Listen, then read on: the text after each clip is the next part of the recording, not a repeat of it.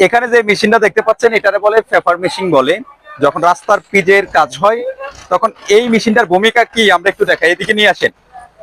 দেখেন, টেকনোলজি যত আপডেট হচ্ছে, প্রযুক্তি যত আপডেট, এর ভিতরে আপডেটের মাধ্যমে আবার দুর্নীতিও তত আপডেট হয়েছে।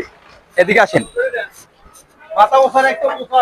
এই যে এটার কাজ হচ্ছে ওই পিছন থেকে দেখছেন পিচটি আগে দিলে ওই যে এরম বেলসা দিয়ে টানতো আস্তে আস্তে, আর এখন আর বেলসা দিয়ে টানা লাগে না, এখন ওই যে মেশিনের মাধ্যমে টানে। আগে তো মোটামুটি একটু ওসা টোসা করে দিতে অল্প করে টানতো, আর এটা যেখানে যেখানে একটু বেশি পড়বে একবারে সেচাল হয়ে যাইব, মানে কোনো কারণে বেশি পড়ার সুযোগ নাই। যে নিয়মটা স্কেল দিয়ে দিচ্ছেন কত ইঞ্চি থাকবো, রাইট? একটা স্কেল দিচ্ছেন, ওই স্কেলের পে ক্যাটাগরি তারপরে যাইতেছে। স্কেলটা একটু আপ করে দিতে পারেন না, যেন মোটামুটি আমরা আমাদের স্বার্থে কোনো কিছু বলি না, আমরা বলতেছি দেশের স্বার্থে। এবং যেখানে আমরা অন্যায়, অনিয়ম, দুর্নীতি দেখবো সবাই মিলে দলমত নির্বিশেষে, সেটা আমরা কাউন্টার করার চেষ্টা করব, কাউন্টার দিব। এজন্য দিব যাতে করে সরকারি কাজ, এটা টাকা তো আমাদের দেশের যে সরকারে আসে তারাই তো দেয়, তাই না?